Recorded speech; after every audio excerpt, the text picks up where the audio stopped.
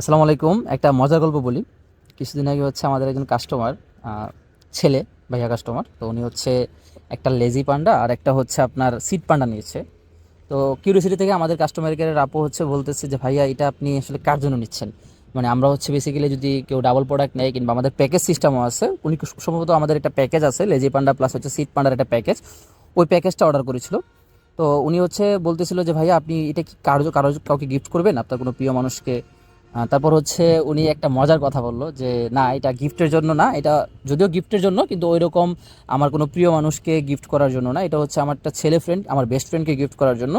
দেন হচ্ছে কথাটা আসে যে বেস্ট ফ্রেন্ডকে যে গিফট করবেন এটার আসলে মূল উদ্দেশ্যটা কি। তারপর সে বললো যে লেজি পান্ডাটা দিয়ে সে হচ্ছে অলস বোঝাচ্ছে আর এটা দিয়ে হচ্ছে কর্মের একটা ফ্রেন্ড বোঝাচ্ছে, আবার বলতেছে যে আমরা দুজনেই বাস খাই। দ্যাটস ওয়াই হচ্ছে তারা হচ্ছে এটা নিচ্ছে।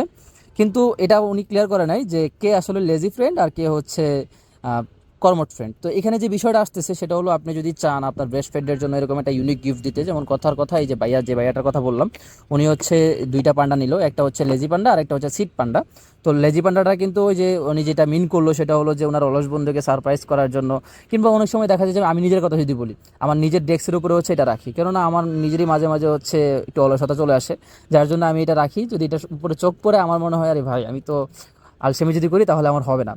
তো আপনি যদি চান যে নিজের ডেস্কে রাখার জন্য কিংবা আপনার কোনো ফ্রেন্ডকে অথবা আপনার প্রিয় মানুষকে গিফট করবেন, তাহলে এই অসাধারণ গিফট প্যাকেজটি হইতে পারে আপনার জন্য বেস্ট সলিউশন। সো আর দেরি না করে এখনই অর্ডার করে ফেলুন। অর্ডার করতে ভিজিট করুন আমাদের ওয়েবসাইটে www.snapheart.shop। আসসালামু আলাইকুম।